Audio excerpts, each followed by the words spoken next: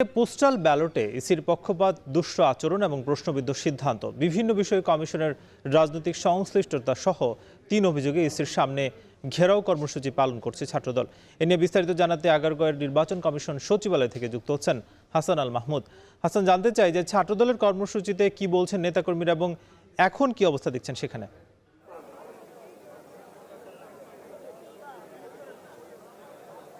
সাকিব, আপনাকে ধন্যবাদ। আমরা সকাল থেকেই কিন্তু দেখছি ছাত্রদলের ঢাকা মহানগরী উত্তর, দক্ষিণ সহ ঢাকার বিভিন্ন বিশ্ববিদ্যালয় কলেজের যে সংগঠন, তারা কিন্তু এখানে অবস্থান গ্রহণ করেছেন এবং তাদের মূল দাবি কিন্তু 3টি ছিল। প্রথম দাবি হচ্ছে যে আমরা জানি যে এবারই প্রথম বাংলাদেশে পোস্টাল ব্যালটের মাধ্যমে যারা প্রবাসী বাংলাদেশের বাইরে যারা অবস্থান করছেন তারা কিন্তু সরাসরি নির্বাচনে অংশগ্রহণ করছেন এবং তারা ভোট দেওয়ার সুযোগ পাচ্ছেন।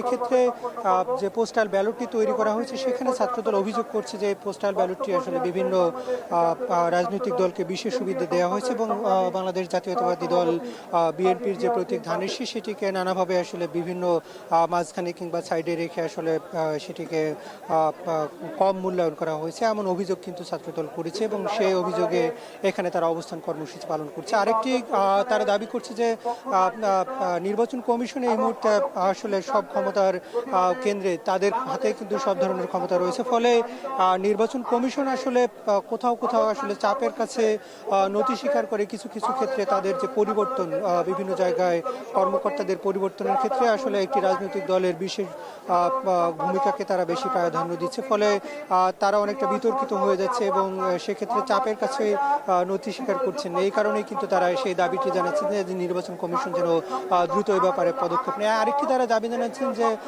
শাহজালাল বিজ্ঞান ও প্রযুক্তি বিশ্ববিদ্যালয়ে